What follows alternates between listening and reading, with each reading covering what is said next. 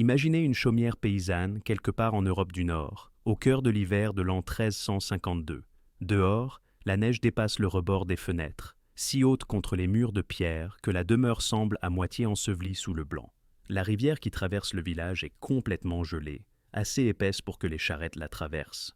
La température a chuté à des extrêmes que nous peinons à imaginer aujourd'hui, atteignant des niveaux qui tueraient une personne non préparée en quelques heures. À l'intérieur de la chaumière, cependant, la vie continue.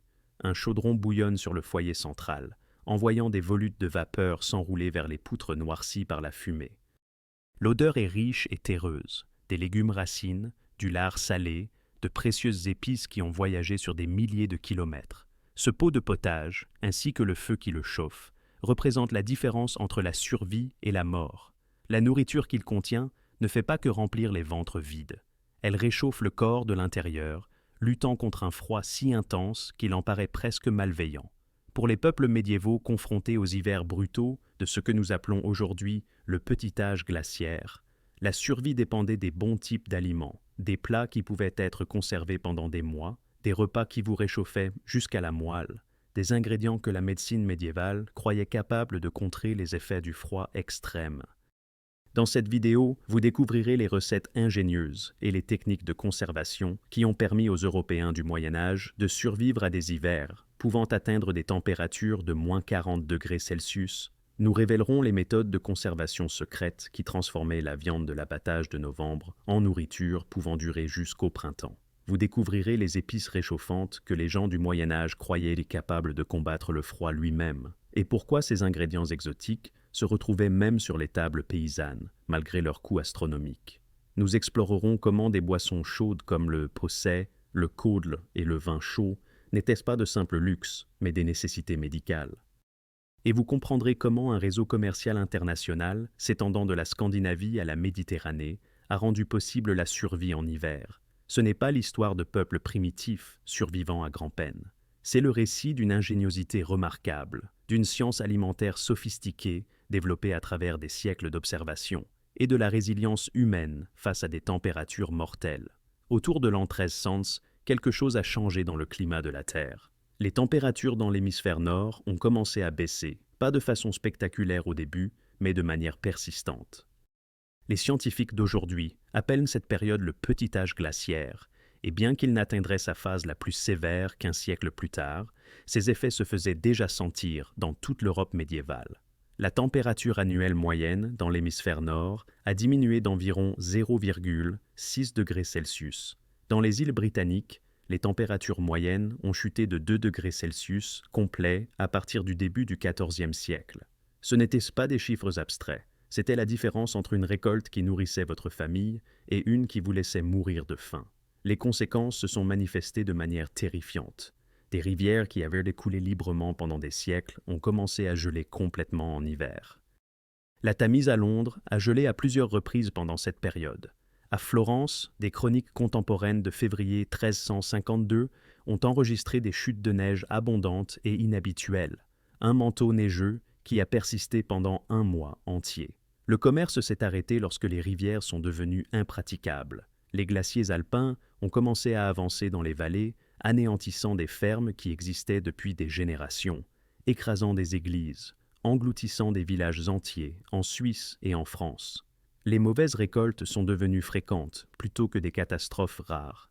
Les famines ont balayé l'Europe avec une régularité qui a dû sembler être une punition divine. Derrière ces changements climatiques se cachèrent des forces que les peuples médiévaux ne pouvaient absolument pas comprendre. Les scientifiques modernes ont identifié des périodes d'activité solaire réduites. Le minimum de Spörer s'étendant de 1450 à 1540, et plus tard, le minimum de Maunder de 1645 à 1715, qui ont coïncidé avec certaines des années les plus froides de l'histoire européenne.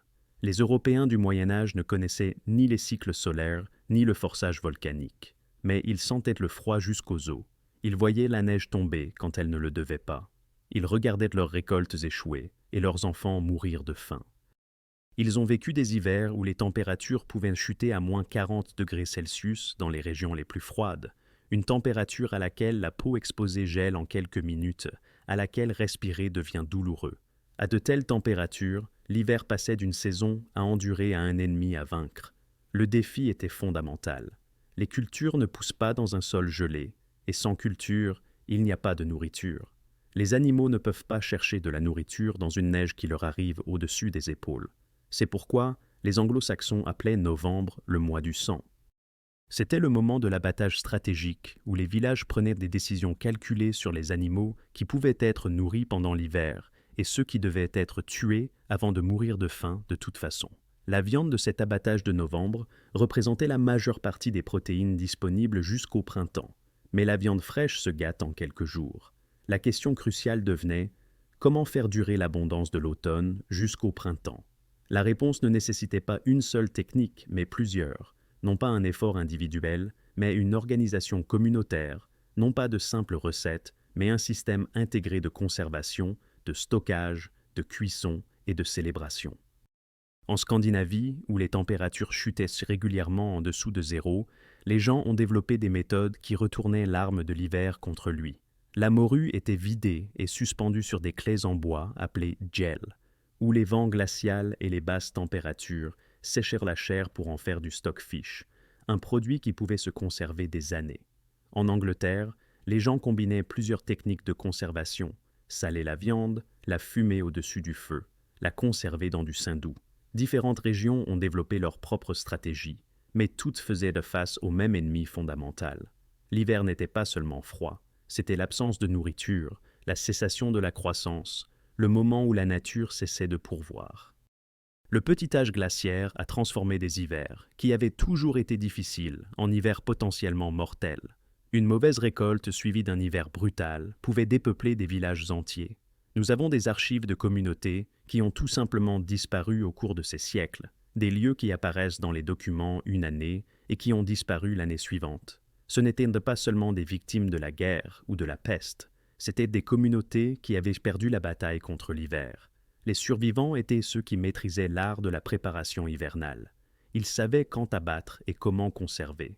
Ils comprenaient quels aliments se conservaient le plus longtemps et lesquels fournissaient le plus de chaleur. Ils ont développé des boissons et des plats qui non seulement nourrissaient, mais chauffaient réellement le corps de l'intérieur. Le 11 novembre n'a que peu de signification pour la plupart des gens aujourd'hui, au-delà de sa commémoration de l'armistice. Mais pour les Européens du Moyen Âge, cette date, la fête de Saint-Martin de Tours, connue sous le nom de la Saint-Martin, marquait l'une des transitions les plus critiques de l'année. C'était le jour où l'année agricole se terminait officiellement et où le grand abattage commençait. Ce qui se passait au cours des jours et des semaines suivants déterminerait si un foyer ou un village survivrait à l'hiver. Le moment n'était pas arbitraire. Il reflétait une profonde compréhension des réalités agricoles. Le 11 novembre, l'herbe qui avait nourri le bétail et les moutons au printemps, en été et en automne, se mourait. Les réserves de céréales nécessaires pour nourrir les humains étaient trop précieuses pour en consacrer beaucoup aux animaux. Une partie du bétail pouvait être maintenue pendant l'hiver avec du foin et des navets. Mais aucune ferme médiévale n'avait assez de fourrage stocké pour garder tous ces animaux. Des décisions difficiles devaient être prises. Quels animaux reproducteurs étaient essentiels à garder pour les naissances de l'année suivante? Quels animaux exigeraient trop de nourriture par rapport à la valeur qu'ils fournissaient? Le reste, parfois la moitié du troupeau ou plus, serait tué au cours des jours suivants. Ce n'était pas le processus sinistre et industriel des abattoirs modernes. L'abattage de la Saint-Martin était un travail communautaire, les voisins s'entraidant car la tâche était trop grande pour les foyers individuels. Chaque partie de l'animal trouvait une utilité. La viande serait conservée. La graisse était soigneusement fondue en saindoux. Une partie pour la cuisine, une partie pour conserver d'autres aliments, une partie pour fabriquer des chandelles de suif. Les pots allaient chez le tanneur. Les os étaient les conservés pour les outils et les marmites. Les intestins devenaient des boyaux à saucisses. Le sang était cuit en boudin avant de pouvoir se gâter. Dans un monde sans le luxe du gaspillage, tout était utilisé. Le porc dominait le garde-manger paysan pour d'excellentes raisons. Les porcs pouvaient en grande partie se nourrir eux-mêmes en fouillant les forêts à la recherche de glands et de racines. Ils nécessitaient moins de cultures dédiées à leur alimentation. Après l'abattage, le porc avait un autre avantage crucial. Il absorbait moins de sel de conservation que les autres viandes, ce qui signifiait que le lard conservé retenait plus d'humidité et restait plus agréable au goût après un long stockage. Cela comptait énormément quand on pouvait manger de la viande conservée 6 mois plus tôt. Pourtant, la Saint-Martin n'était pas seulement une nécessité pratique, c'était aussi une célébration, peut-être la dernière grande fête avant que l'hiver ne resserre véritablement son étreinte. C'était le moment de reconnaître le travail qui avait soutenu la communauté, de rendre grâce pour la récolte mise en sécurité. Il y avait une qualité douce amère à ces célébrations. Tout le monde savait que des temps plus difficiles approchaient. Mais précisément à cause de ce qui allait arriver, la communauté se rassemblait pour partager le travail et se régaler de viande fraîche tant qu'elle était encore disponible. La bière coulait à flots, le pain apparaissait sur les tables. Pendant un bref instant, avant que l'hiver ne resserre véritablement son étreinte, il y avait l'abondance. Mais le temps était compté. La viande fraîche commencerait à se gâter en quelques jours. L'énorme quantité de chair produite par l'abattage de dizaines ou de centaines d'animaux nécessitait un traitement immédiat. C'est là que la science médiévale de la conservation des aliments entrait en jeu. Les techniques n'étaient ni simples ni primitives. C'étaient des méthodes sophistiquées développées au fil des siècles. Le sel devait être mesuré avec soin. Trop peu et la viande pourrirait, trop et elle serait immangeablement saumâtre. Le fumage exigeait de savoir quel bois brûlait le mieux. Chaque foyer comptait des membres qui avaient appris ses compétences, qui savaient par expérience ce qui fonctionnait. Quelques jours après la Saint-Martin, la transformation était en cours. Les carcasses fraîches devenaient des flancs de porc salés enfouis dans des barils de saumure.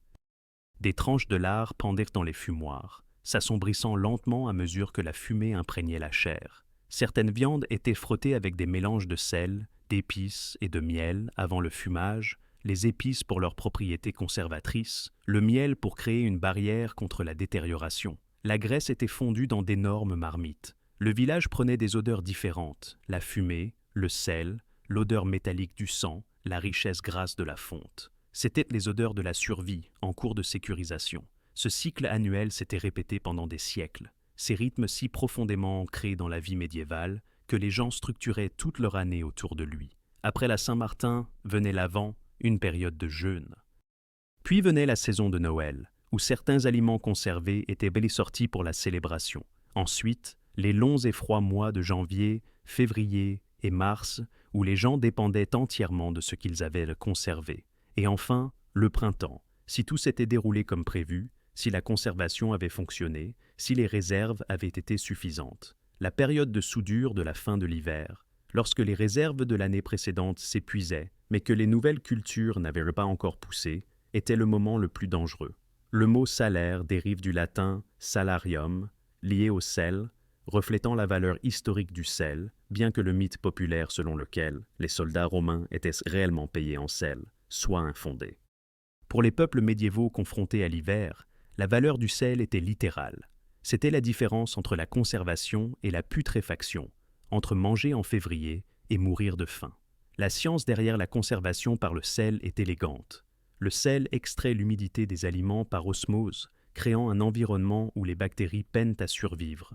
Les gens du Moyen Âge ne connaissaient pas les bactéries, mais ils savaient que la viande enfouie dans le sel se conserverait alors que la viande laissée à l'air libre pourrirait. Deux approches principales dominaient la conservation par le sel au Moyen Âge. Le salage à sec consistait à emballer la viande dans des couches de cristaux de sel, en l'enterrant complètement pour que chaque surface soit en contact avec le sel. Le sel extrayait l'eau de la chair, formant une saumure concentrée qui devenait elle-même partie du milieu de conservation. Cette méthode fonctionnait le mieux pour les grosses pièces qui seraient stockées pendant des mois. Jambons entiers, flancs de lard, grosses pièces de bœuf. La deuxième technique, le saumurage, consistait à immerger la viande dans une solution de sel et d'eau. La concentration devait être soigneusement calibrée par l'expérience, assez forte pour conserver, mais pas au point de rendre la viande immangeable. Les deux méthodes exigeaient un savoir transmis de génération en génération. Mais le salage seul pouvait rendre la viande presque immangeablement salée et sèche. C'est là que le fumage entrait en jeu, ajoutant à la fois conservation et saveur. Dans toute l'Europe médiévale, il existait des fumoirs dédiés au fumage des aliments. Le processus nécessitait des jours, voire des semaines.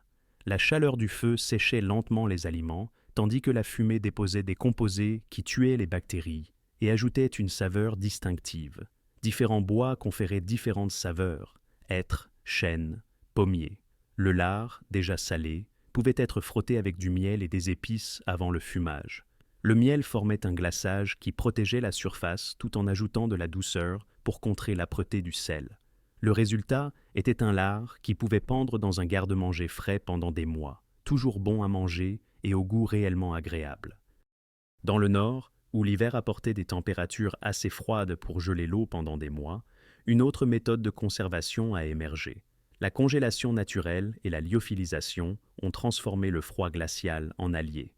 Nulle part cela n'a été démontré de manière plus spectaculaire que dans la production de stockfish en Norvège et dans d'autres régions scandinaves. Le processus semble presque incroyablement simple. Les morues étaient pêchées, vidées, puis suspendues sur de hautes claies en bois, appelées giel. Les vents glacials et les températures négatives de l'hiver arctique faisaient le reste. Le poisson gelait complètement au début, mais au fil des semaines et des mois, l'humidité se sublimait lentement de la chair congelée. Le résultat était une morue si complètement séchée qu'elle devenait dure comme du bois. Ce matériau pouvait se conserver des années. Il pesait beaucoup moins que le poisson frais, ce qui le rendait économique à transporter. Avant la cuisson, le stockfish devait être trempé dans l'eau pendant des jours pour se réhydrater. Mais il pouvait ensuite être utilisé un peu comme du poisson frais. Le commerce du stockfish est devenu l'une des entreprises commerciales les plus importantes de l'Europe médiévale. La première mention écrite apparaît dans la saga d'Egil, se référant à des événements autour de 875 après Jésus-Christ, lorsqu'un Norvégien nommé Thorolf Kveldulfsson a expédié du stockfish en Angleterre. À l'époque médiévale, cela s'était transformé en une opération massive. Bergen, sur la côte ouest de la Norvège, est devenue la capitale européenne du stockfish, dominée par la Ligue hanséatique. Chaque année, des milliers de tonnes de morues séchées quittèrent Bergen à destination de l'Allemagne, de la Hollande et de l'Angleterre. Ce n'était pas seulement de la nourriture pour les riches. Le stockfish atteignait même les tables paysannes, en particulier dans les régions éloignées de la mer. À mesure que des villes comme Londres s'agrandissaient, elles dépassaient la capacité des pêcheurs locaux. Le transport de poissons sur de longues distances est devenu essentiel. Le harengue, lui aussi, était abondamment séché et commercialisé. Vers 1400 après Jésus-Christ, le harengue était l'un des plus grands commerces de produits de base en Europe. Au-delà des opérations de stockfish norvégiennes, la congélation naturelle a joué un rôle plus modeste, mais tout aussi vital dans le nord de l'Europe. Dans les greniers et les dépendances non chauffées, la viande pouvait être conservée congelée ou semi-congelée tout l'hiver. La nourriture enfouie dans la neige ou emballée dans la glace prolongeait sa durée de conservation de plusieurs mois. Pour les communautés scandinaves, où les températures chutaient régulièrement à des extrêmes, cette réfrigération naturelle ne coûtait rien. La nature faisait le travail. Le froid qui menaçait la vie humaine préservait en même temps la nourriture qui la soutenait. Une autre technique de conservation mérite attention, la conservation dans le saindoux. Après l'abattage de la Saint-Martin, d'énormes quantités de graisse animale étaient fondues en saindoux. Les viandes ou poissons cuits étaient placés dans des pots en terre cuite, puis recouverts d'une épaisse couche de saindoux fondu. En refroidissant et en se solidifiant, le saindoux créait un joint hermétique, empêchant l'oxygène d'atteindre la nourriture en dessous. Sans oxygène, les bactéries responsables de la détérioration ne pouvaient pas se développer. Les moines et les communautés monastiques utilisaient abondamment cette technique. Le saindoux lui-même pouvait ensuite être utilisé pour la cuisine. Ce même saindoux fondu servait également à fabriquer des chandelles de suif, vitales pour éclairer les longues ténèbres des nuits d'hiver. La fermentation et le saumurage représentaient un autre front de la conservation. Les légumes ne pouvaient pas être séchés ou fumés comme la viande. La choucroute dans l'Allemagne médiévale en est un parfait exemple. Le chou était émincé et tassé dans de la saumure dans de grandes jarres. Le sel créait des conditions où seules certaines bactéries pouvaient prospérer, en particulier les bactéries lactiques. Ces micro-organismes bénéfiques consommaient les sucres du chou et produisaient de l'acide lactique. L'acidité croissante empêchait les bactéries de détérioration de se développer tout en créant la saveur acidulée et fermentée. Ce n'était pas une simple conservation, c'était une amélioration nutritionnelle. Le processus de fermentation rendait certains nutriments plus biodisponibles, tout en produisant de la vitamine C, essentielle en hiver, lorsque les fruits et légumes frais n'étaient pas disponibles. Le scorbut pouvait être prévenu en mangeant régulièrement du chou fermenté. Les communautés scandinaves ont développé leur propre innovation en matière de fermentation en utilisant le lactosérum, le sous-produit liquide de la fabrication du fromage. Plutôt que de jeter ce lactosérum, ils utilisaient son acidité naturelle pour conserver les viandes et les produits laitiers. Des variétés de viande cuite pouvaient être stockées dans de grandes cuves de lactosérum aigre, l'environnement acide empêchant la détérioration. D'autres légumes rejoignaient le chou dans le saumurage, navets, carottes et racines. Les infrastructures de stockage étaient aussi importantes que les techniques de conservation. Les caves à légumes, ces chambres souterraines maintenant des températures stables et fraîches toute l'année, étaient essentielles pour stocker les carottes, les navets, les panais et autres légumes racines. La terre elle-même fournissait une isolation, gardant l'espace frais mais au-dessus du point de congélation, même au cœur de l'hiver. Correctement stockées, ces racines pouvaient durer de la récolte d'automne jusqu'au printemps. Les entrepôts abritaient des viandes salées et fumées suspendues aux poutres. Les châteaux et les grands manoirs avaient souvent des salles de stockage souterraines où les aliments pouvaient être emballés dans de la glace coupée sur les rivières gelées. Les laiteries, construites au-dessus de cours d'eau froid, offraient un stockage frais pour le lait et les produits laitiers. Des barils contenaient des légumes saumurés. Chaque méthode de stockage associait des aliments spécifiques à des conditions spécifiques. Pourquoi toutes ces méthodes fonctionnaient-elles? Les gens du Moyen Âge ne comprenaient pas la microbiologie, mais nous pouvons maintenant expliquer leur succès. Les bactéries ont besoin d'humidité, de chaleur et d'accès à la nourriture pour se développer. L'élimination de l'humidité par le sel crée des conditions hostiles. L'abaissement de la température ralentit le métabolisme bactérien. La congélation l'arrête presque entièrement. L'ajout d'acide modifie le pH à des niveaux que la plupart des bactéries nocives ne peuvent tolérer. Le blocage de l'air avec du saindoux empêche l'oxydation. Le fumage dépose des composés aux propriétés antibactériennes. Les gens du Moyen Âge ont développé toutes ces techniques par l'observation et les tests empiriques. Au fil des siècles, ce processus d'essai, d'erreur et de perfectionnement a créé des systèmes de conservation qui fonctionnaient remarquablement bien. Avec ces techniques, la viande de la Saint-Martin pouvait en effet durer jusqu'au printemps. Le poisson pêché en été pouvait être mangé en février. Le chou récolté en octobre pouvait encore fournir des nutriments en mars. Mais la nourriture conservée dans un entrepôt n'est pas encore un repas. Les gens du Moyen Âge avaient besoin de moyens pour transformer ces ingrédients conservés en plats, qui non seulement nourrissaient, mais réchauffaient activement le corps contre l'assaut de l'hiver. Des recherches archéologiques récentes sur le site d'un village du début du Moyen Âge en Angleterre ont abouti à une découverte qui semble banale, jusqu'à ce que l'on considère ses implications. Les archéologues ont mis au jour les restes de 73 pots de cuisson, usés par l'usage, utilisés pour la dernière fois il y a un demi-millénaire. Des chercheurs de l'université de Bristol ont soumis ces pots à une analyse de résidus organiques, extrayant des résidus alimentaires microscopiques piégés dans les pores de la poterie. Ce qu'ils ont trouvé a confirmé quelque chose que les historiens soupçonnaient depuis longtemps. Ces pots avaient joué un rôle crucial dans la cuisine médiévale, permettant la préparation lente de ragoûts et de potages, qui constituaient le pilier de l'alimentation médiévale. Des éléments gras découverts dans la poterie ont raconté une histoire de repas contenant du bœuf, du mouton, du chou, du poireau et d'autres légumes mijotés ensemble pendant de longues périodes. Des fouilles archéologiques dans le Northamptonshire ont révélé des schémas similaires, avec des preuves suggérant que la viande était disponible en quantité substantielle, même pour les paysans. Le potage était le plat médiéval universel, traversant les frontières de classe, tout en s'adaptant à différentes circonstances économiques. Dans sa forme la plus simple, le potage était une soupe épaisse ou un ragoût contenant des légumes et des céréales bouillies dans un bouillon. Mais cette description de base masque la complexité et la variété possibles au sein de cette forme. Pour le paysan moyen, le potage commençait avec un pot en terre cuite placé parmi les cendres chaudes ou un chaudron en fonte suspendu au-dessus des flammes. L'une ou l'autre méthode permettait une chaleur lente et soutenue qui pouvait être maintenue pendant des heures, voire des jours.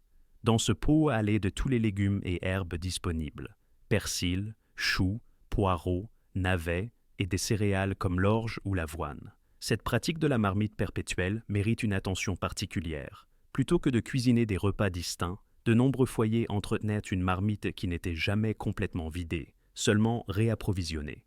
Chaque jour, des portions étaient servies, puis de nouveaux ingrédients ajoutés. Les avantages étaient profonds.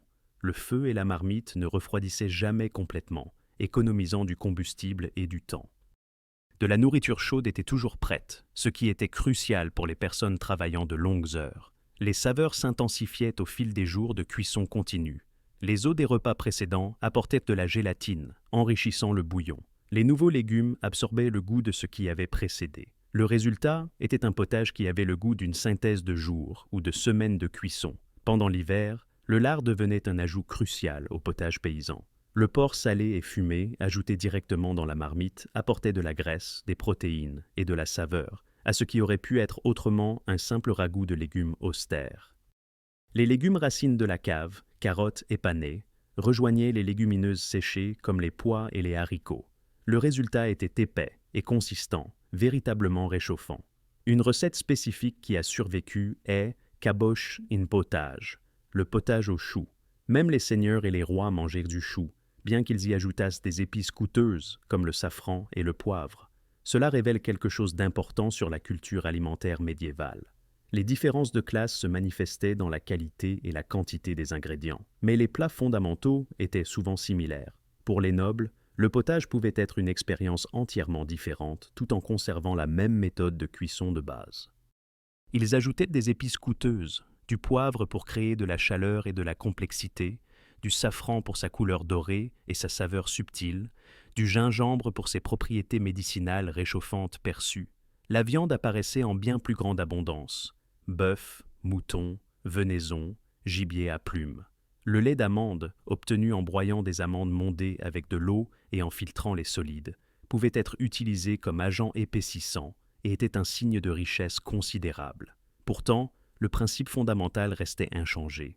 Des ingrédients mijotés ensemble, dans une marmite sur le feu, jusqu'à ce qu'ils se fondent en un plat épais, chaud et nourrissant.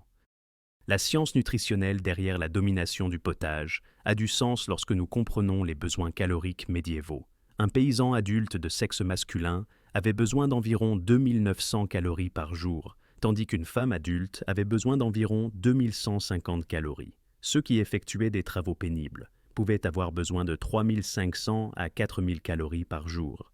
Certaines recherches suggèrent que les paysans consommaient jusqu'à 4000 calories par jour, mais en brûlaient 4500 par le travail manuel, ce qui entraînait un déficit calorique constant qui faisait simplement partie de la vie.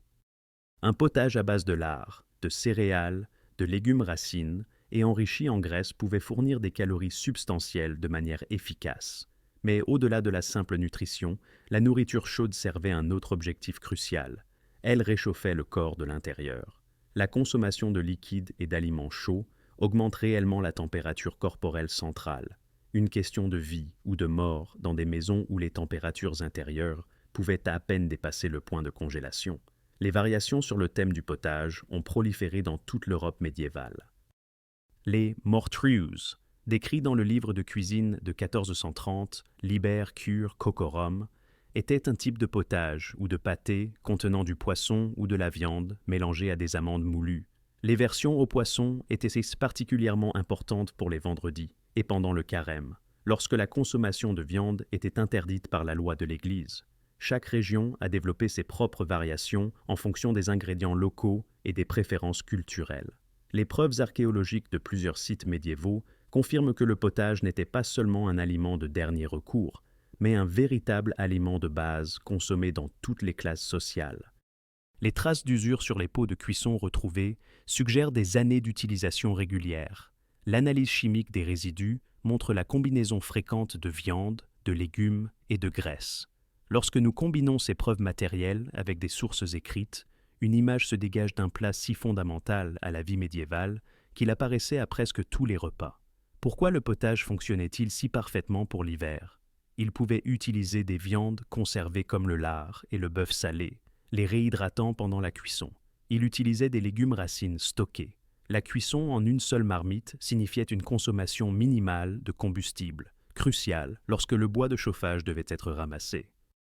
La marmite pouvait cuire lentement toute la journée pendant que les gens travaillaient. Elle fournissait chaleur et nourriture simultanément. La recette était infiniment modulable, nourrissant une personne ou une douzaine. Et peut-être le plus important, rien n'était jeté. Les œufs salaient dans la marmite pour leur moelle et leur gélatine. Les restes de légumes apportèrent de la saveur. Pourtant, le potage ne représentait qu'une partie de l'arsenal culinaire de l'hiver médiéval.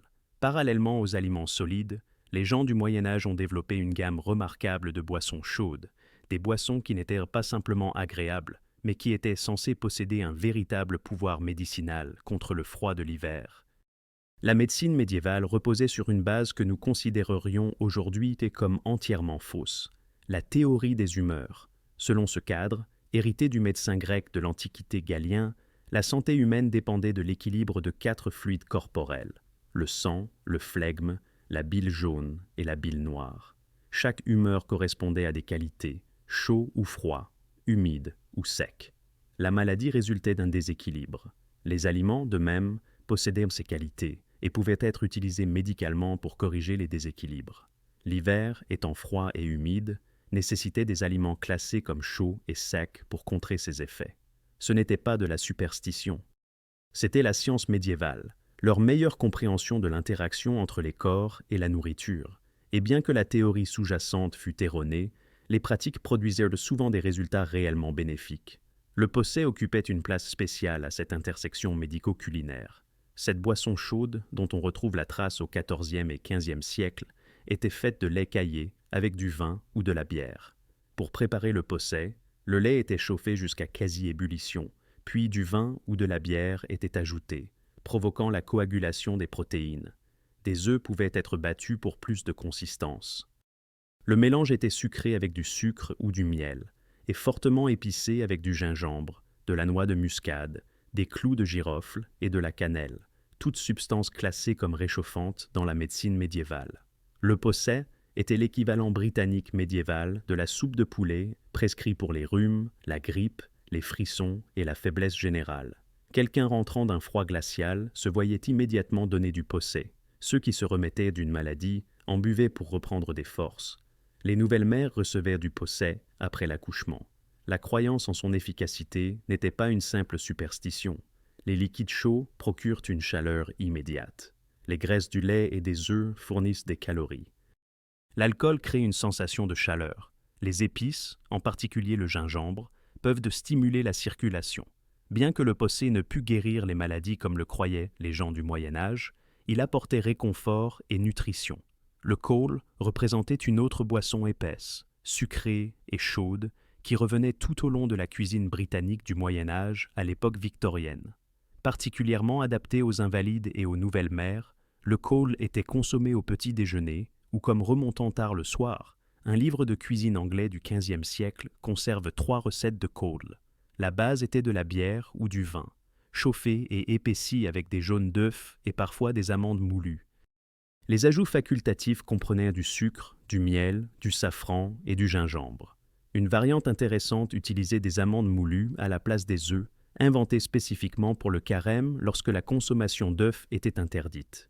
Le kohl était plus qu'une boisson réconfortante. C'était un repas substantiel dans une tasse. Les œufs et les amandes fournissaient des protéines et des graisses. Les céréales de la bière apportaient des glucides. Les édulcorants ajoutaient des calories. Quelqu'un buvant une grande tasse de kohl pour le petit déjeuner consommait une nutrition importante en plus de la chaleur. Le vin chaud, connu à l'époque médiévale sous le nom d'hypocras, du nom du médecin grec de l'Antiquité Hippocrate, était peut-être la boisson réchauffante hivernale, la plus répandue dans toute l'Europe médiévale. Le vin rouge ou blanc formait la base, chauffé doucement et infusé d'épices. La cannelle, les clous de girofle et la noix de muscade apparaissaient le plus souvent, mais des ingrédients supplémentaires pouvaient inclure du miel pour la douceur, du gingembre pour plus de chaleur et des fruits secs pour la saveur. Chaque foyer développait sa propre variante. L'association du vin chaud avec Hippocrate lui donnait une crédibilité médicale. Les médecins médiévaux prescrivaient du vin chaud pour éloigner les maladies, renforcer les faibles, aider à la digestion et contrer les effets du froid. Lors des festins et des célébrations, servir du vin chaud était un symbole d'hospitalité. Cette tradition se poursuit aujourd'hui avec le vin chaud servi sur les marchés de Noël à travers l'Europe. Les traditions du wassailing liaient le vin chaud au rituel communautaire. Des groupes de chanteurs de Noël s'aventuraient dans les vergers pendant les 12 jours de Noël, apportant des bols de boissons alcoolisées chaudes et épicées, chantant aux arbres, frappant des pots pour faire du bruit. L'intention était explicitement magique, éloigner les mauvais esprits qui pourraient s'y nuire aux arbres, plaire aux bons esprits qui pourraient assurer une récolte abondante. Le bol de wassail passait de personne en personne, chacun buvant une gorgée, partageant la chaleur et le rituel. L'hydromel chaud représentait la variante nordique de cette tradition réchauffante. L'hydromel, du miel fermenté, était aromatisé avec des épices et chauffé, traditionnellement en plongeant un tisonnier chaud directement dans le liquide. Le tisonnier, chauffé jusqu'à devenir incandescent, était enfoncé dans l'hydromel avec un sifflement spectaculaire et une bouffée de vapeur, chauffant instantanément la boisson. Les épices clés comprenaient le gingembre, bien que les recettes médiévales demandèrent de la racine de gingembre fraîche plutôt que de la poudre séchée. La Suède et la Norvège apprécient encore l'hydromel épicé et chauffé pendant les célébrations de Yule et de Noël, maintenant une tradition qui remonte au moins à l'époque des Vikings. La bière mérite une attention particulière, non pas en tant que boisson réchauffante en soi, mais comme source fondamentale de nutrition. Avec le pain, la bière était la source de calories la plus importante du régime médiéval. La petite bière, une bière faible avec une teneur minimale en alcool, était nutritive car elle était à base de céréales. La différence entre l'ale et la bière est la suivante. L'ale médiévale était fabriquée sans houblon, tandis que la bière impliquait du houblon. Le houblon n'est arrivé en Angleterre qu'au XVe siècle, donc les boissons médiévales antérieures étaient de l'ale. Les adultes consommaient en moyenne 2 à 3 pintes de bière par jour, ce qui représentait une part substantielle de l'apport calorique quotidien. La composition en céréales était riche et variée. Cette boisson riche en calories était parfaite pour les travailleurs qui avaient un besoin d'une énergie soutenue pendant de longues journées de travail physique. Même les enfants buvèrent de la petite bière, car elle était plus sûre que l'eau, qui pouvait être contaminée. Les schémas de brassage variaient selon la saison, l'hiver voyant une production particulièrement intensive. Les registres des grands ménages médiévaux montrent une production en décembre dépassant les 3500 gallons, tandis que février pouvait n'en voir que 810 gallons. Pourquoi cette différence spectaculaire? Les bières fortes brassées en hiver, avec une teneur importante en céréales, pouvaient se conserver des mois, surtout si elles étaient brassées par temps froid. Les célébrations de Noël et du Nouvel An nécessitaient d'importantes réserves de bière. L'importance des boissons chaudes dans la vie hivernale médiévale ne peut être surestimée. Dans des maisons où les températures intérieures pouvaient à peine dépasser le point de congélation malgré des feux constants, la chaleur interne devenait cruciale. Boire quelque chose de chaud réchauffait le corps de l'intérieur, augmentant la température centrale. On croyait que les boissons épicées aidaient à la digestion des lourds repas d'hiver, et la recherche moderne suggère que certaines épices ont des bienfaits digestifs. L'alcool procurait une sensation de chaleur. Il y avait aussi un aspect social profond au partage de boissons chaudes. Les familles se rassemblaient autour du foyer pour partager un procès. Les communautés se passaient le bol de wassail. Ces moments de chaleur partagée aidèrent les gens du Moyen Âge à endurer l'isolement et les difficultés de l'hiver. Toutes ces boissons réchauffantes dépendaient fortement d'une catégorie cruciale d'ingrédients, les épices qui avaient parcouru des milliers de kilomètres dangereux pour atteindre l'Europe médiévale. Ce n'étaient pas de simples arômes ou des produits de luxe, c'étaient des nécessités médicales, des aides à la conservation et des marqueurs de statut. Ouvrez n'importe quel livre de cuisine médiévale et vous rencontrerez des épices à presque chaque page. Poivre, cannelle, gingembre, clous de girofle, noix de muscade, apparaissant en quantités qui semblent excessives selon les normes modernes. Ce n'étaient ici pas des excès culinaires ou des tentatives de masquer de la nourriture avariée, malgré les mythes populaires. Ils représentaient la médecine médiévale en action. La cannelle possédait une nature à la fois chaude et sèche, favorisait la digestion et aidait à la fois l'estomac et le foie, selon les textes médicaux médiévaux. Le gingembre, également de qualité chaude et sèche, aidait un estomac refroidi. Ce n'était ici pas de simples croyances. C'était le cadre scientifique à travers lequel les gens du Moyen Âge comprenaient la nutrition et la santé. Le terme « épices réchauffantes » provient directement de cette compréhension médiévale. Il était courant de manger des aliments fortement épicés pendant les mois d'hiver, car on croyait qu'ils aidaient à la digestion et réchauffaient littéralement le corps. Les lourds repas d'hiver composés de viande salée et de légumes racines étaient considérés comme difficiles à digérer sans épices. Les épices n'étaient pas des luxes facultatifs, elles étaient perçues comme des nécessités médicales. Pourtant, ces nécessités avaient un coût extraordinaire, voyageant le long de certaines des routes commerciales les plus dangereuses du monde. Après la chute de l'Empire romain d'Occident, le commerce des produits de luxe, y compris les épices, avait considérablement diminué. Mais la demande d'épices a repris au cours des siècles suivants, et les marchands européens ont recommencé à emprunter des routes dangereuses à travers le Moyen-Orient et l'Afrique pour obtenir du gingembre, du poivre noir, des clous de girofle, de la cannelle et de la noix de muscade. Ils faisaient face à un danger physique constant de la part des bandits et des territoires hostiles. Ils subissaient la pression économique des tarifs locaux. Une cargaison de poivre pouvait être taxée une douzaine de fois au cours de son voyage de l'Inde à l'Angleterre. La difficulté d'acquisition rendait les épices chères, mais la demande restait élevée. Les registres d'achat des ménages médiévaux révèlent l'importance relative des différentes épices. Par ordre décroissant de quantité achetée, on trouve le poivre, le safran, le gingembre, la cannelle et le clou de girofle. Le poivre était le plus accessible. Bien que toujours cher, il était bon marché par rapport aux alternatives. Le safran, nécessitant des milliers de stigmates de crocus cueillis à la main, valait plus que son poids en or. La question se pose, jusqu'où dans la hiérarchie sociale les épices parvenaient-elles? Les preuves archéologiques fournissent des réponses surprenantes. Des résidus d'épices ont été trouvés dans des pots de cuisson provenant de demeures paysannes, pas seulement de foyers nobles. Cela ne signifie pas que les paysans utilisaient les épices à profusion, mais les réseaux commerciaux étaient suffisamment étendus pour que même les gens du commun puissent occasionnellement s'offrir du poivre. Les occasions spéciales, Noël, la Saint-Martin, les mariages, pouvaient justifier la dépense. Même une famille paysanne pouvait conserver une petite réserve de poivre, utilisée avec parcimonie, mais utilisée néanmoins.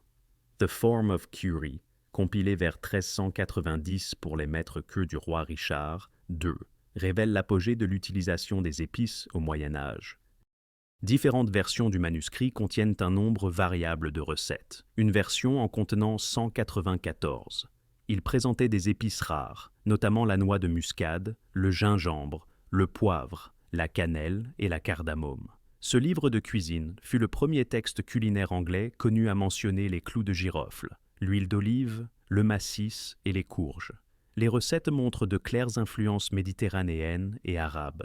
Les plats comprenaient des viandes exotiques, baleines, grues, courlis, hérons, phoques, marsouins, préparés avec des mélanges d'épices complexes. Le Viandier, un livre de cuisine français dont la première version date d'environ 1300, est traditionnellement attribué à Guillaume Tirel, dit Taillevent, qui fut chef cuisinier à la cour royale de France, bien que Taillevent soit né vers 1310, ce qui soulève des questions sur la paternité de la première version.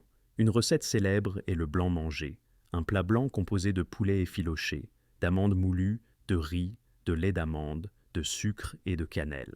Chaque ingrédient était un produit de luxe. La cannelle n'était pas une garniture mais un composant fondamental, à la fois pour la saveur et pour ses propriétés médicales réchauffantes.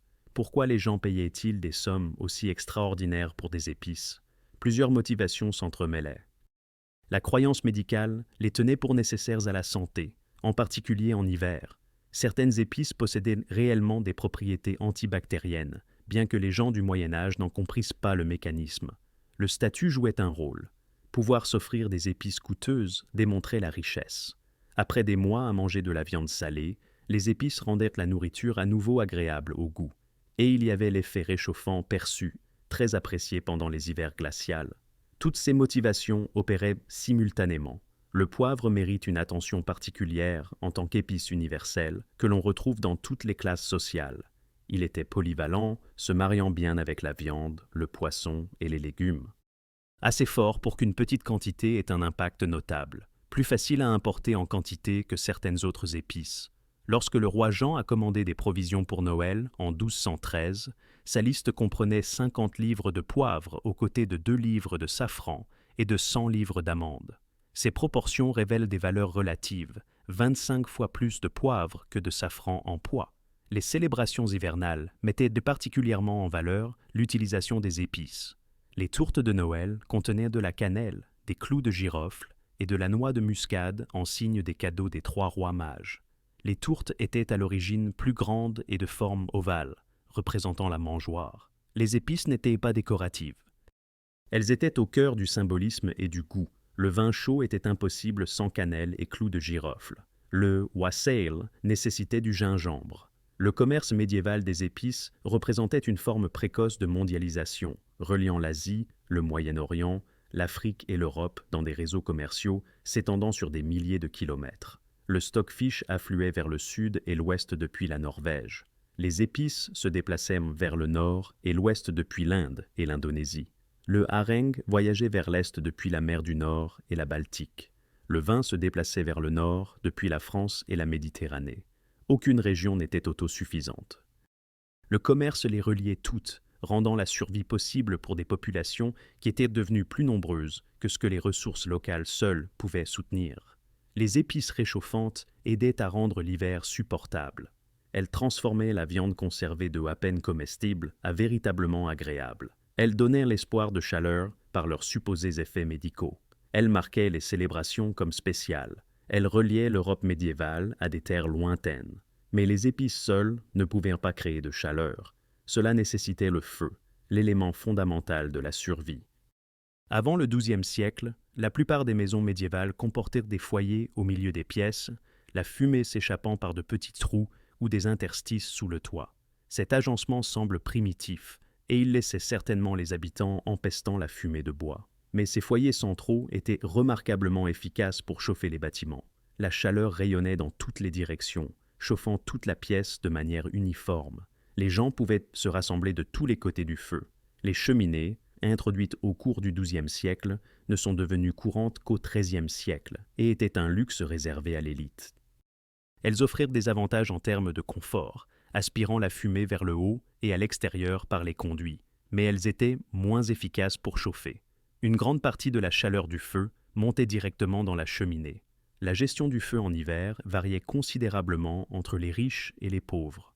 Pendant la journée, les feux étaient principalement faits de bois de hêtre dans le foyer central, et les maisons se réchauffaient à des températures à peine tolérables, peut-être 10 degrés Celsius par une bonne journée.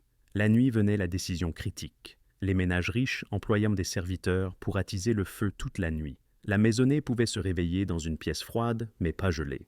Les pauvres n'avaient pas ce luxe. Ils attisaient le feu autant que possible avant de se coucher, puis le laissèrent mourir. Le matin signifiait repartir de zéro. Certains foyers entretenaient des feux perpétuels, qui, soi-disant, ne s'éteignaient jamais pendant des générations. Les quantités de bois requises sont stupéfiantes. Des recherches ont calculé que pour maintenir une grande salle chauffée à seulement 6 à 7 degrés Celsius par une froide journée d'hiver, il fallait environ 3/4 de mètre cube de bois dur. C'est à peine au-dessus du point de congélation. Une étude a estimé que maintenir le feu nécessitait 25,5 kg de bois par heure, soit environ 56 livres. Cela signifiait que quelqu'un devait se rendre au tas de bois toutes les 12 minutes et demie. Dans un foyer paysan sans serviteur, cela devenait le travail de tout le monde. La collecte de bois devenait une activité majeure chaque automne, coupant et fendant des bûches, les empilant à l'abri, créant des réserves qu'ils espéraient voir durer jusqu'au printemps. Les forêts près des habitations s'épuisaient progressivement, forçant les gens à voyager plus loin pour leur combustible. Les sources de combustible variaient selon la région. Les bois durs comme le hêtre étaient préférés pour leur rendement thermique. Le chêne était précieux pour la construction, donc son utilisation comme combustible était souvent interdite. Dans les zones avec de grandes forêts, les branches tombées pouvaient suffire. Dans les régions sans arbres, les gens brûlaient de la bouse d'animal. La tourbe, dans les zones marécageuses, pouvait être coupée, séchée et brûlée. La fumée de bois avait un avantage significatif. Elle aidait à conserver la viande suspendue aux poutres au-dessus du feu. La cuisine et le chauffage médiévaux ne peuvent être séparés. Le même feu servait les deux objectifs. Le chaudron suspendu au-dessus du feu cuisait simultanément le potage et chauffait la pièce. Cette efficacité polyvalente était nécessaire compte tenu des énormes coûts de combustible. Le chaudron occupait une place centrale dans ce système. Fabriqué en céramique ou en alliage métallique, en particulier le cuivre et le bronze, les chaudrons allaient de modestes spécimens domestiques à d'impressionnants récipients pour les grandes festivités. Le cuivre et le bronze offraient une conductivité thermique exceptionnelle. Certains chaudrons reposaient sur 3 pieds directement dans le feu. D'autres étaient suspendus au-dessus du feu à des poutres ou des chaînes. Leur hauteur étant réglable pour contrôler la température de cuisson, ces chaudrons représentaient un investissement important, souvent transmis de génération en génération. D'autres équipements essentiels se regroupaient autour du foyer. Des broches à rôtir permettaient de tourner la viande au-dessus du feu. Des outils à long manche permettaient aux cuisiniers de gérer la nourriture sans se brûler. Les mortiers et pilons considérés comme les outils les plus importants de la cuisine médiévale, servaient à moudre les épices. Des cuillères et des louches en bois servaient à remuer et à servir. Des pots en terre cuite pouvaient être placés directement parmi les cendres chaudes. La cuisson du pain présentait des défis particuliers. Les fours étaient grands et dégageaient une chaleur énorme. Ils étaient souvent construits dans des bâtiments séparés pour réduire les risques d'incendie. Le processus de cuisson commençait par la construction d'un grand feu à l'intérieur du four et son maintien pendant des heures jusqu'à ce que les pierres aient absorbé une chaleur énorme. Ensuite, les braises étaient retirées, le sol du four balayé et les pains placés à l'intérieur. La chaleur retenue dans les parois du four cuisait le pain. La plupart des villages avaient des fours communaux où les familles apportaient leurs pâtes. Le pain lui-même mérite une attention en tant qu'aliment de base de l'hiver. Le blé médiéval était du blé d'hiver, planté à la fin de l'automne pour pousser lentement pendant l'hiver et récolté au début de l'été. Cela diffère du blé de printemps. Le seigle et l'orge étaient des céréales de printemps. Les types de pain reflétaient à la fois la disponibilité des céréales et la classe sociale. Les paysans mangeaient du pain de seigle car le seigle poussait dans des sols plus pauvres. Les riches mangèrent du pain blanc fait de blé dont la farine était tamisée 2 ou 3 fois, appelé pain de main.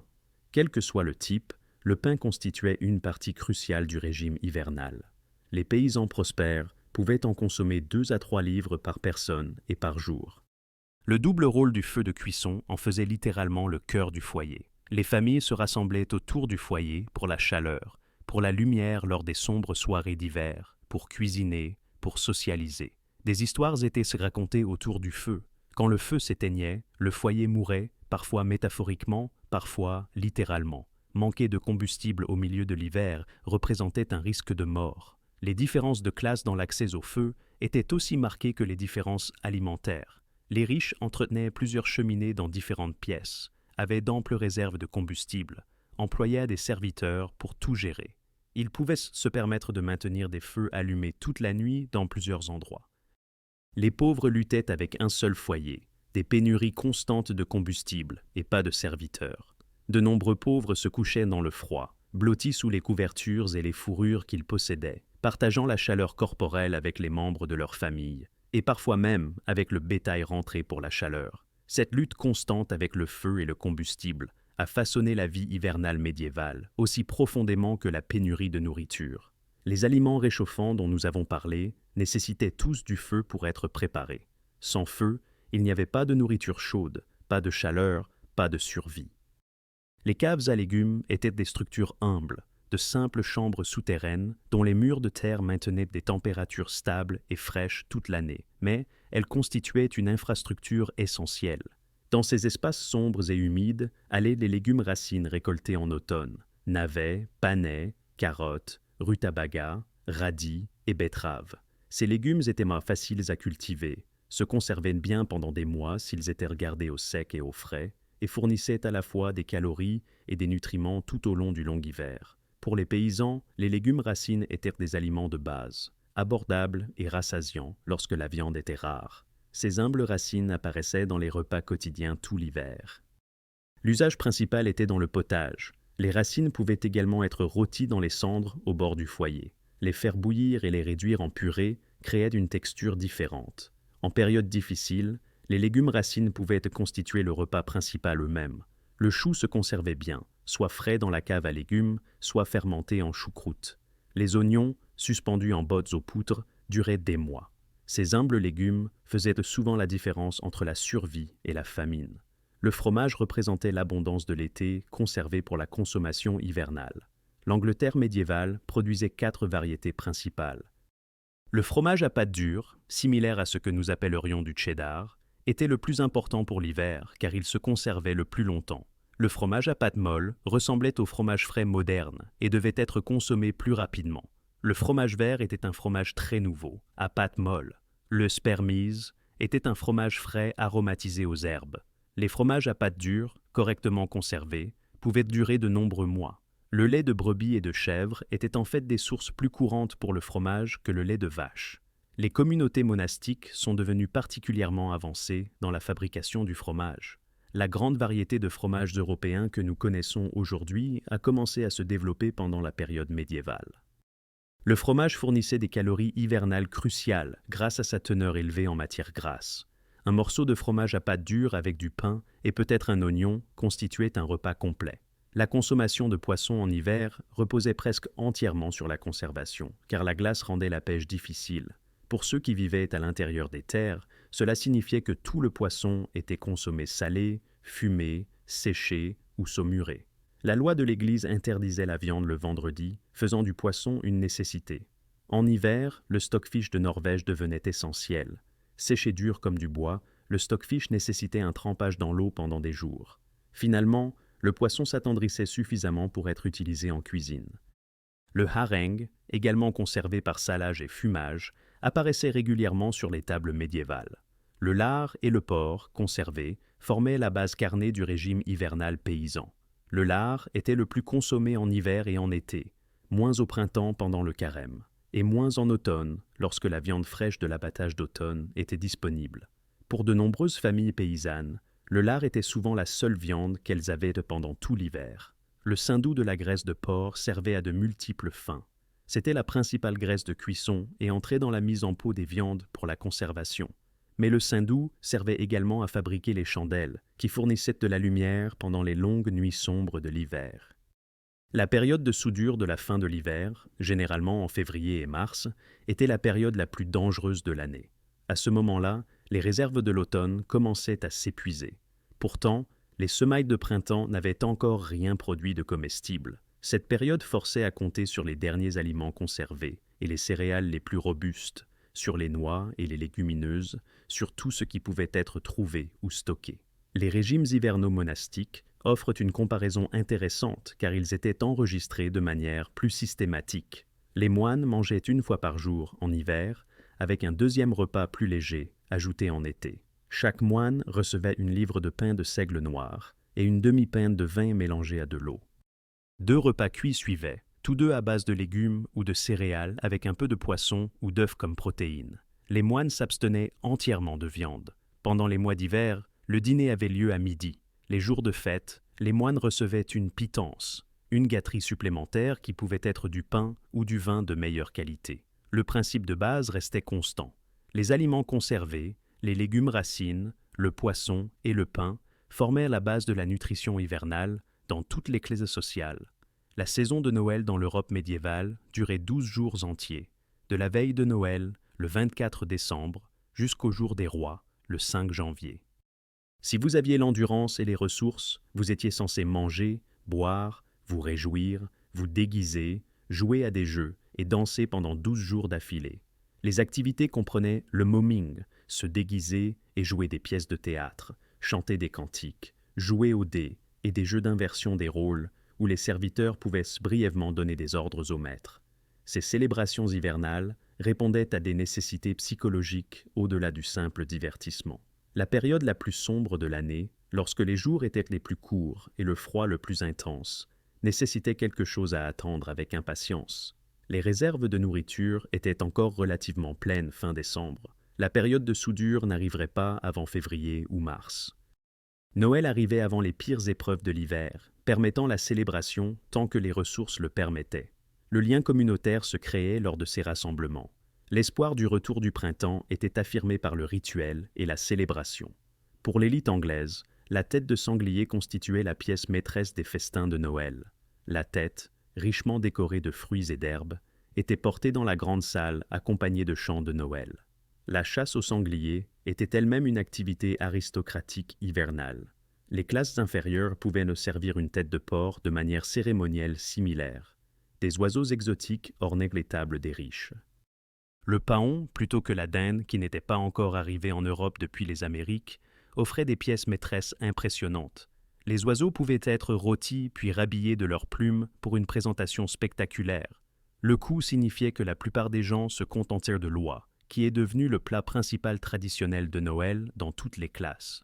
L'ampleur des festins royaux de Noël peut être entrevue à travers les registres d'approvisionnement. La commande de Noël du roi Jean en 1213 comprenait 24 barriques de vin, 200 têtes de porc, 1000 poules, 500 livres de cire pour les bougies, 50 livres de poivre, 2 livres de safran, 100 livres d'amandes, ainsi que d'autres épices. La consommation de vin lors des festins d'hiver atteignait des niveaux qui semblent presque incroyables.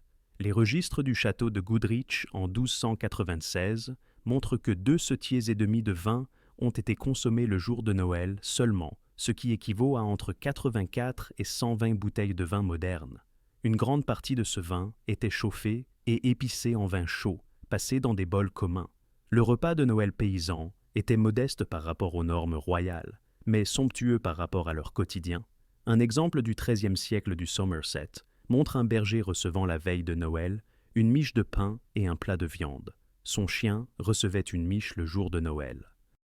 3 autres tenanciers se partageaient 2 miches, un plat de bœuf et de lard avec de la moutarde, un poulet, du fromage, du combustible pour la cuisson et autant de bière qu'ils pouvaient en boire.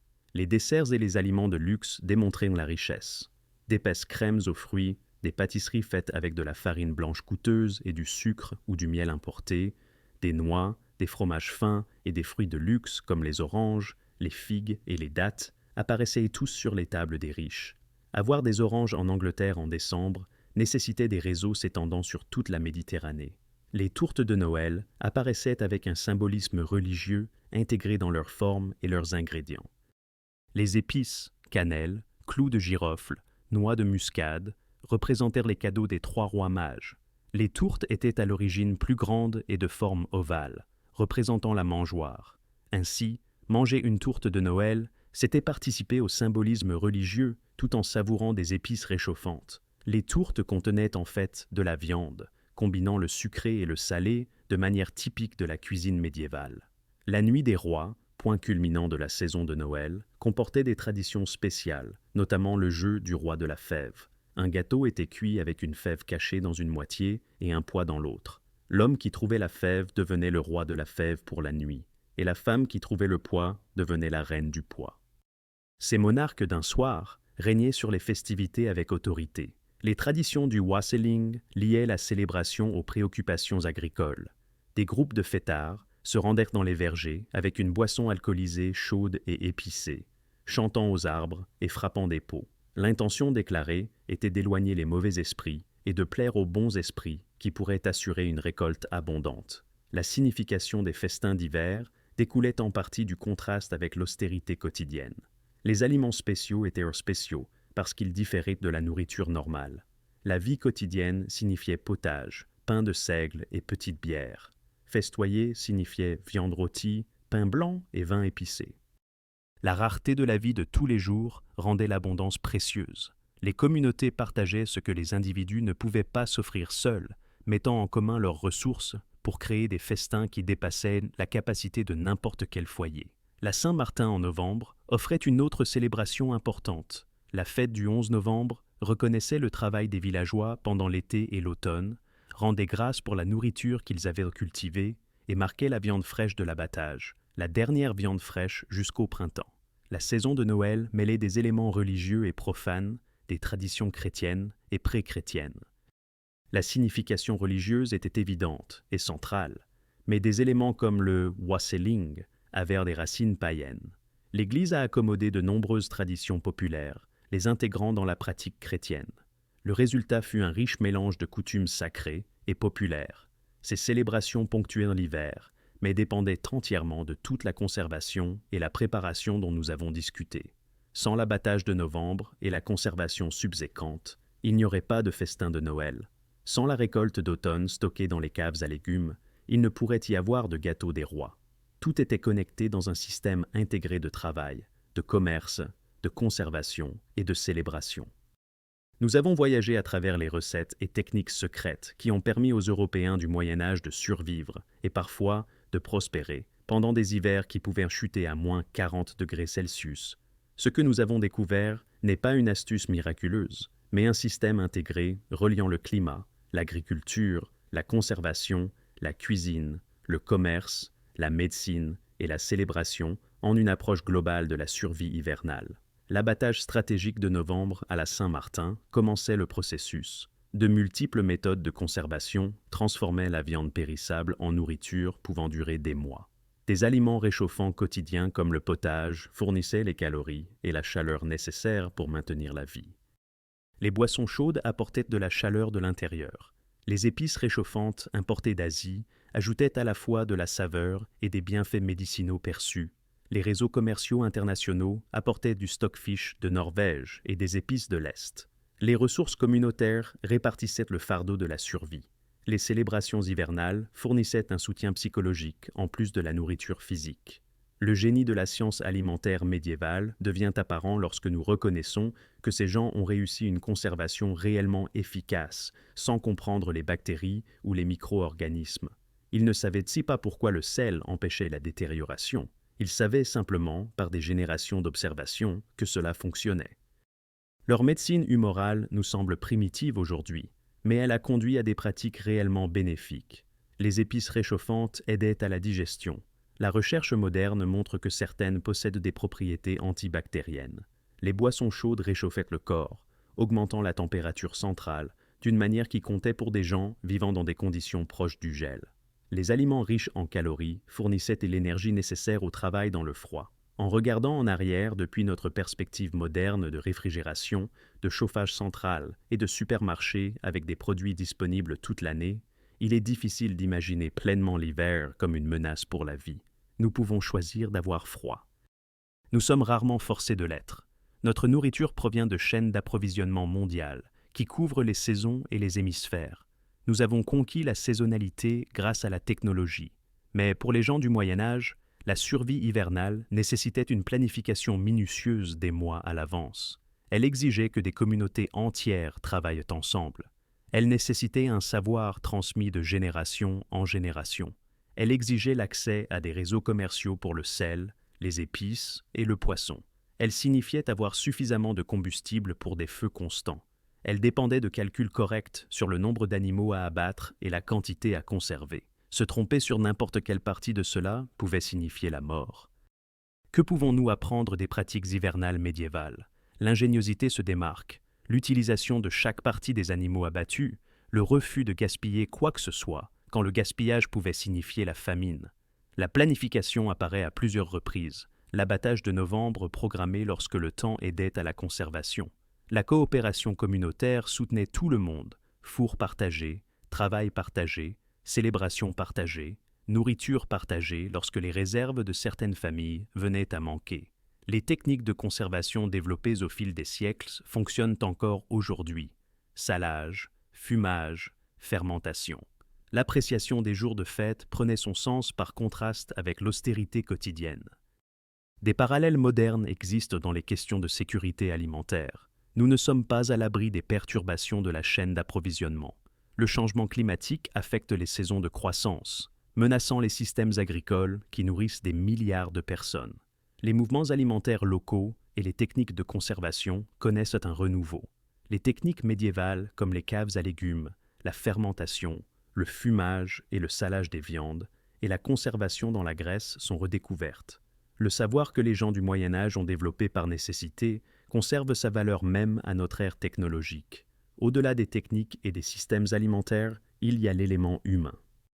Imaginez le soulagement de la chaleur d'un posset après être rentré du froid glacial, l'anticipation grandissante à l'approche des festins de Noël, la communauté se rassemblant autour des foyers, partageant des bols de wassail, participant au chant de Noël, l'anxiété de voir les réserves de nourriture diminuer à la fin de l'hiver, le triomphe de survivre à un autre hiver, de voir le printemps arriver, de savoir que votre planification et votre travail avaient réussi. Ce n'étaient pas des abstractions, c'était la vie et la mort, la faim et le festin, le froid et la chaleur, la peur et la joie. L'idée que la nourriture médiévale n'était que bouillie et souffrance ne résiste pas à l'examen. Ils possédaient des techniques de conservation sophistiquées qui fonctionnaient réellement. Le commerce international apportait de la variété. L'utilisation des épices était étendue même parmi les classes inférieures, lors d'occasions spéciales.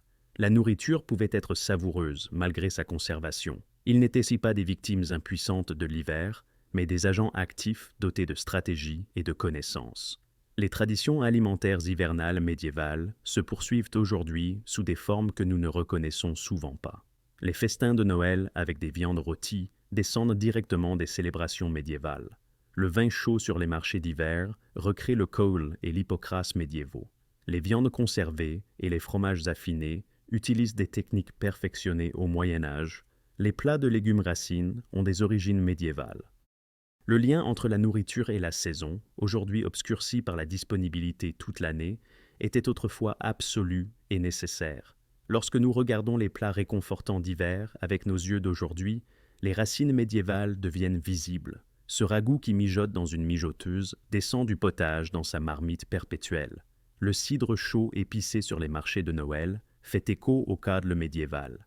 Les planches de charcuterie mettent en valeur des techniques développées au Moyen Âge. Nous nous réchauffons encore avec des aliments que nos ancêtres ont développés, bien que nous ayons pour la plupart oublié la nécessité désespérée qui a motivé leur création. Le secret des recettes d'hiver médiévales n'était pas un seul ingrédient ou une seule technique spéciale. C'était un savoir accumulé au fil des générations, quant à battre, comment conserver, quoi cuisiner, comment célébrer. C'était la communauté, reconnaissant que la survie exigeait la coopération. C'était la résilience, faisant face au froid brutal, avec détermination plutôt qu'avec désespoir. C'était l'ingéniosité pour faire durer l'abattage de novembre jusqu'en avril. C'était l'espoir incarné dans les festins de Noël, même lorsque la période de soudure se profilait. Le secret était la capacité humaine à s'adapter, à préserver et à prospérer même dans des conditions pouvant atteindre moins 40 degrés Celsius. Merci de m'avoir rejoint dans cette exploration de la survie hivernale médiévale et des recettes ingénieuses que nos ancêtres utilisaient pour rester au chaud et se nourrir pendant les hivers brutaux du petit âge glaciaire. Si vous avez apprécié cette exploration, je serais ravi que vous laissiez un pouce bleu sur cette vidéo. Partagez-la avec toute personne fascinée par l'histoire de l'alimentation, la vie médiévale ou la question de la survie des gens avant la technologie moderne. Abonnez-vous pour plus d'immersion dans le passé, explorant comment nos ancêtres vivaient, ce qu'ils mangeaient et comment leurs innovations ont façonné notre monde. Laissez un commentaire pour me dire quelle recette médiévale aimeriez-vous le plus essayer. Qu'est-ce qui vous a le plus surpris dans la façon dont les gens affrontaient l'hiver au Moyen Âge? Le savoir qu'ils ont développé au fil des siècles les a soutenus à travers d'incroyables épreuves et a permis à la civilisation de persister et de croître. Une partie de ce savoir pourrait bien valoir la peine d'être rappelée aujourd'hui. Merci d'avoir regardé et restez bien au chaud.